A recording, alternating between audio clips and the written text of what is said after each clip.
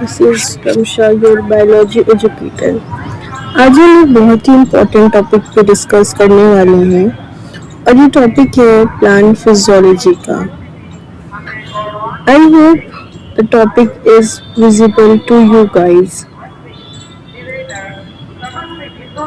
In this session, we will be studying about C3 cycle. Okay,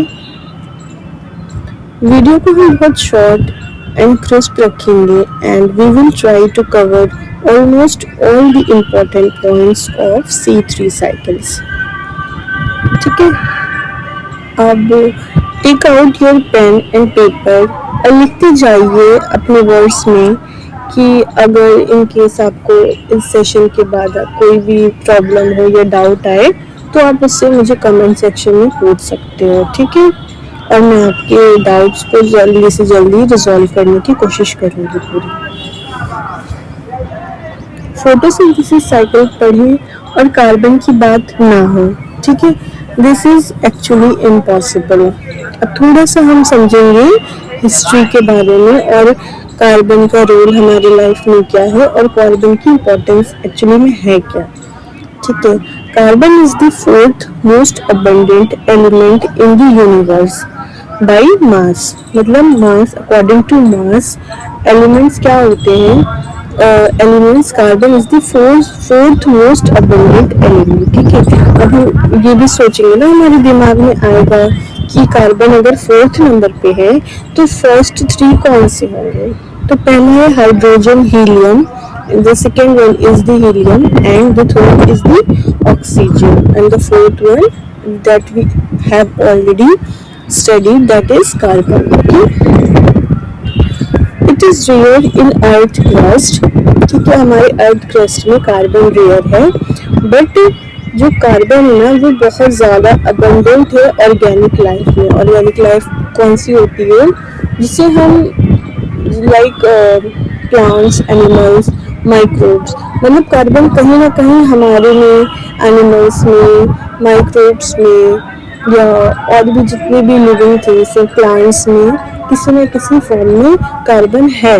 ठीक है, हम carbon की एग्जिस्टेंस को डिनाई नहीं कर सकते। कार्बन हमारे इर्द गिर्द, हमारे आसपास है carbon. Okay, and it is also present in geological deposit. Geological deposits क्या होती है, जो भी डेड रिमेन्स होते हैं प्लांट्स के, एनिमल्स की, लाइक बोन्स हो गई या फिर वेस्ट हो गया। ठीक है, जो भी हम फॉसिल की फॉर्म में देखते हैं ना, वो सारे चीज़ों में भी कार्बन एक इम्पॉर्टेंट रोल प्ले करता है। ओके, तो हमारे पास दो क्वेश्चन हैं। ठीक है, पहला कि C3 साइकिल दी किसने है और दूसरा ये है कि हमने कोई टेक्निक तो की होगी ना हमारे साइंटिस्ट ने, तभी तो पता चला कि C3 साइकिल है क्या। समझ नहीं थी कि दो कार्बन इन्वॉल्व हो रहे हैं, यहाँ फर्स्ट स्टेबल प्रोडक्ट 3 कार्बन का है, but after Melvin kelvin and his co-worker it was confirmed that the first product was 3 carbon compound and that is 3-phosphoglyceraldehyde. Okay, third point में हमने देखा कि it was long though the first product was second carbon 2 carbon compound. I'm sorry, it was second 2 carbon compound, but Kelvin proved it was the 3 carbon compound and that is 3-phosphoglyceric acid or the 3-phosphoglyceraldehyde. अब C3 cycles जो होती है ना वो सारे ही plants में होती है, whether it is dry plants, tropical area plants और any other algae na. Okay, so in this point the C3 cycles occur in all photosynthetic plants including C4 camp plants जो वैसे वाले प्लांट्स होते हैं ना जो कि ड्राई हैबिटेट्स में होते हैं, तो वो होते हैं कैम्प प्लांट्स। दो C4 plants have an additionally preliminary steps. ठीक है, जब हम C4 देखेंगे नेक्स्ट सेशन में तो हम ये समझेंगे कि C4 में और कौन से स्टेप्स ऐड ऑन होते हैं। अब ये सारे जो प्रोसेस होते हैं ना C3 को जो स्टार्ट करता है वो उसमें सबसे पहला और फॉरमोस्ट इम्पॉर्टेंट चीज़ है एंजाइम के बारे में जानना, ठीक है। और इसका सबसे इम्पॉर्टेंट पॉइंट है ये जो एंजाइम है ना, रुबिस्को मोस्ट अबंडेंट एंजाइम है। मोस्ट अबंडेंट एंजाइम कौन सी है? रुबिस्को का पूरा नाम क्या है? Rubisco stands for ribulose 1,5 bisphosphate, okay, carboxylase and oxygen. Ribulose RU से रूबुलोज, बिस से 1,5 bisphosphate, C stands for carboxylase and O stands for oxygenase.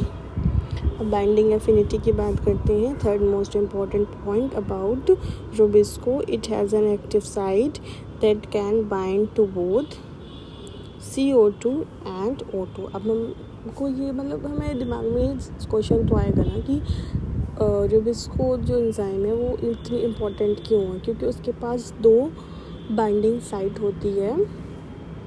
First CO2, it has binding site for CO2 and it has also the binding site for oxygen। अब ये किस चीज़ पे depend करेगा कि कब CO2 से bind होगी या कब ऑक्सीजन से बाइंड होगी। ये अगर CO2 ज़्यादा प्रेजेंट है हमारे एटमॉस्फेयर में, प्लांट के आसपास, तो वो CO2 से बाइंड करके अपनी नॉर्मल एक्टिविटी करेगी। But if oxygen is present more than CO2 then it will bind to oxygen, और उस टाइम एक बहुत वेस्टफुल प्रोसेस होगा and that process is known as photorespiration का दूसरा नाम बोलते हैं C2 साइकिल। अब हम इसको थोड़ा सा समराइज़ करेंगे because it is important from exam point of view.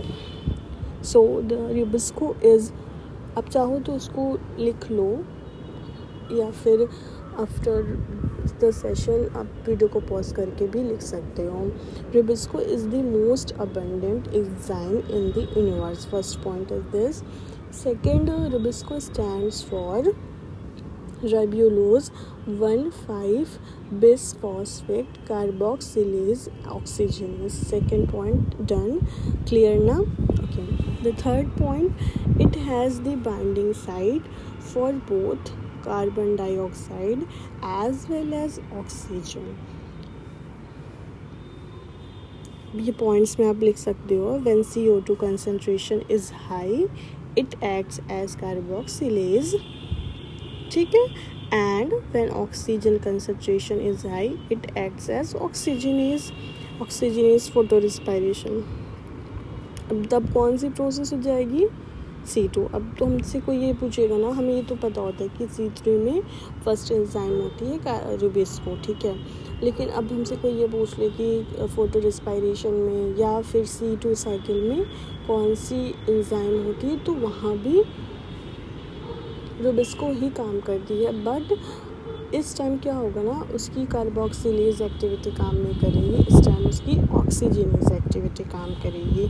और ये जो है ना C2 और फोटो रिस्पायरेशन, ये एक वेस्टफुल प्रोसेस है। देखिए यहाँ पे लिखा भी हुआ है, it is a wasteful process. The slides बहुत अच्छी हैं, आप इनको थोड़ा सा मॉडिफाई करके अपने वर्ड्स में लिखेंगे, बाकी आपके लिए इनफ होगी। लोकेशन, अब हम ये समझते हैं ना, फोर्थ पॉइंट ये भी हमारा होना चाहिए कि लोकेशन का। अब हमने ये समझा कि मोस्ट अबंडेंट एंजाइम कौन सी होती है, ठीक है, इसका नाम क्या होता है, इसकी फंक्शनिंग क्या होती है। अब हमें ये भी तो समझना है एंजाइम प्रेजेंट कहाँ होते हैं, मिल कहाँ रही है ना, हवा में तो नहीं मिल रही है।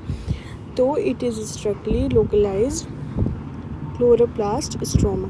अब क्लोरोप्लास्ट अगर आपने स्ट्रक्चर समझा होगा तो आपको समझ आएगा कि स्ट्रोमा क्या है, थाइलाकोइड क्या है।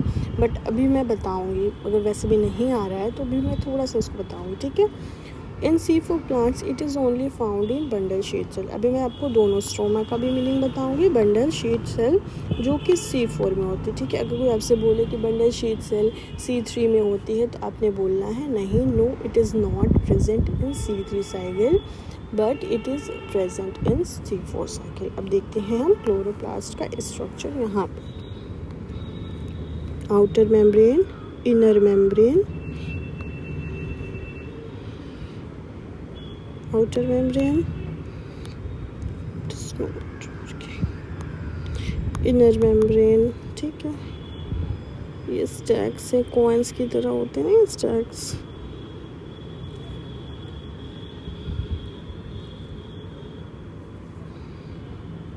ठीक है, ये थाइलाकॉइड है, ये जो मैटर है पूरा, ये सारी जो इसका इनर पूरा साइटोप्लाज्म है वो ही स्ट्रोमा है।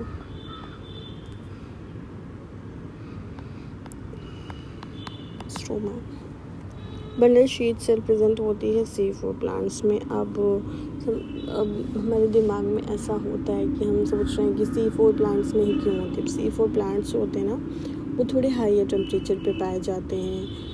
अब इन दैट केस उनका जो भी मटेरियल है अंदर का, जो भी एंजाइम को सेव करना है, तो उसके लिए बंडल शीट से रिप्रेजेंट होती है बाहरी क्लोरोप्लास्ट के ऊपर, और वो सारा कुछ प्रोटेक्ट कर रही होती है। ठीक है, I hope this slide is clear to you. Now the third, now here comes this cycle. ये दोनों ही साइकिल सही है, किसी में कुछ इन्फॉर्मेशन है, किसी में थोड़ी सी इन्फॉर्मेशन ऐड ऑन है। आपको जो सी भी कन्वीनियंट लगे आप उसको मेमोराइज कर सकते हो। मैं दोनों ही समझाऊंगी आपको, ठीक है। तो साइकिल स्टार्ट होती है हमारी 3 मॉलिक्यूल्स ऑफ रुबिब से।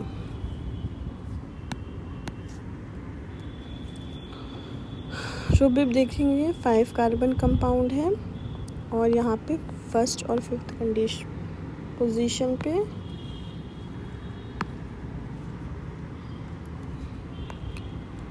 फर्स्ट और फिफ्थ पोजीशन पे फॉस्फोर लगा हुआ है।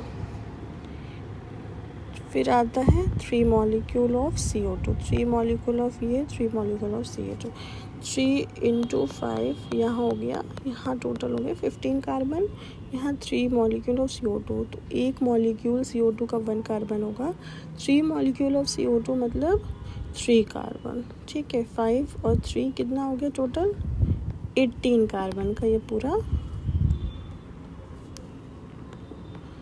18 कार्बन का ये पूरा सा कॉम्प्लेक्स सा बन गया। ठीक है, अब उसके बाद फर्स्ट स्टेज होगी कार्बन का फिक्सेशन। अब हमने 18 कार्बन अपने पास ले लिए, अब इसको हमने फिक्स करना है। ठीक है, फिक्स किस फॉर्म में होता है, PGA के फॉर्म में।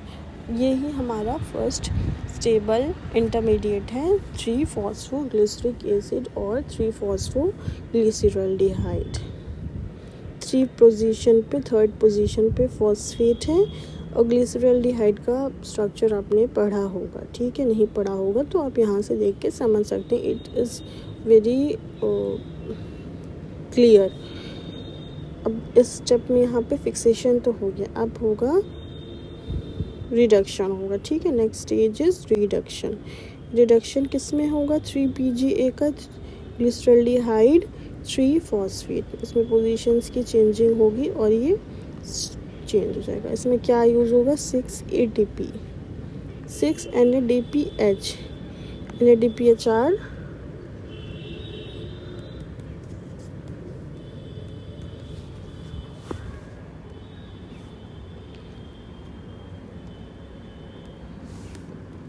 NADPH क्या है, रिड्यूसिंग एजेंट। आपको हर एक चीज़ पता होनी ही चाहिए, क्या है, कौन सी चीज़ है, कहाँ से आ रही है, सब कुछ क्लियर होना चाहिए। ATP कहाँ से आ रहा है, लाइट रिएक्शन से आ रहा है। आप यहाँ पे मत लिखो, बट अपनी रफ नोट में या अपने खुद के समझने के लिए आपको ये सारी छोटी छोटी चीज़ें समझनी ही पड़ेंगी। NADPH भी वहीं से आ रहा है। ठीक है, लाइट रिएक्शन में ये सारे प्रोडक्ट्स हैं। अब हमने कार्बोक्सिलेशन कर लिया, carboxylation is the fixation of CO2। ठीक है, अब second stage is the reduction. Reduction हो रहा है 3PGA का 3-ग्लिसरॉल्डिहाइड 3-फॉस्फेट में। अब इसमें हाफ मॉलिक्यूल निकल जाएगा और ट्रांसपोर्ट में या फिर स्टोरेज में या फिर और भी दूसरे जो भी प्लांट को काम होंगे वो यहीं से निकल के अलग हो जाएगा। ठीक है, अब हमारा काम तो हो गया ना, हमने कार्बन डाइऑक्साइड को फिक्स ही कराना C3 साइकिल है। ठीक है, अब इसको पहले बोलते थे ना लाइट, पहले बोलते थे हम इसे डार्क रिएक्शन, बट ऐसा नहीं है, डार्क रिएक्शन नहीं होती है। हम ज़्यादा इसको ये बोलेंगे कि लाइट इंडिपेंडेंट रिएक्शन है। हमें मतलब लाइट की ज़रूरत तो नहीं है यहाँ पे, बट हमें लाइट के रिएक्शन के जो बाई प्रोडक्ट है ना वो हमें यहाँ पे ज़रूरी है, तो हम इसको कम्प्लीटली डार्क रिएक्शन नहीं कह सकते।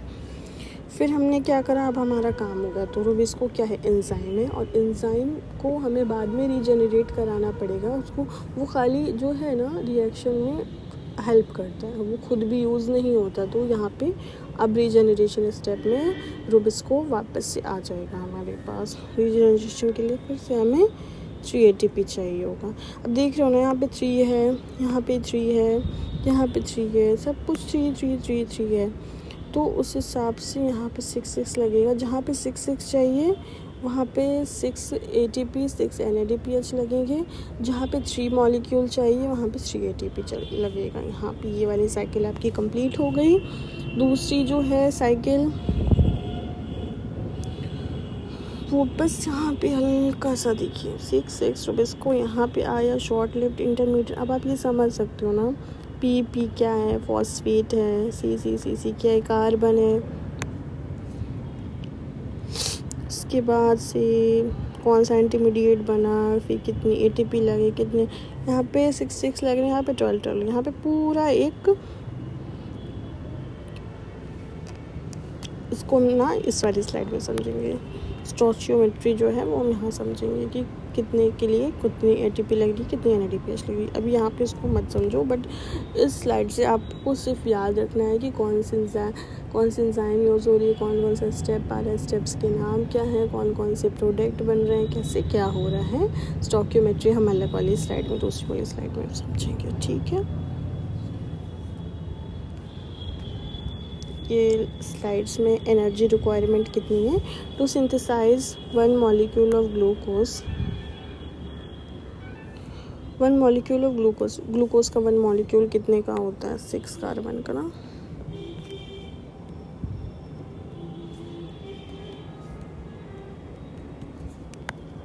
सिक्स कार्बन का है। 6 कार्बन के लिए 6 टाइम्स ये साइकिल चलेगी। अकाउंट बुक देखना है, 6 टन का ATP। एक CO2 मॉलिक्यूल के लिए 2 ATP, ये और पूरा 6 × 6 कर देंगे। एक साइकिल से एक CO2 फिक्स होगा, तो 6 CO2 चाहिए हमें 6 कार्बन, मतलब एक पूरा ग्लूकोज बनाने के लिए। फैक्टर्स कौन कौन से हैं, CO2 concentration, since CO2 is the substrate for Rubisco, its availability is often the major limit। CO2 हमारे पास होना चाहिए ना, वरना फोटो रेस्पिरेशन रन हो जाएगी। फोटो रेस्पिरेशन हमें नहीं चाहिए, तो हमें एक ऑप्टिमम वैल्यू में कार्बन डाइऑक्साइड अपने पास चाहिए। C3 plants respond to higher CO2 levels by increasing photosynthesis है, this is used in green. यहाँ पर इतनी कोई इस चीज़ की ज़रूरत है नहीं, आप यहाँ तक के समझो, ज़्यादा सही होगा अभी के लिए।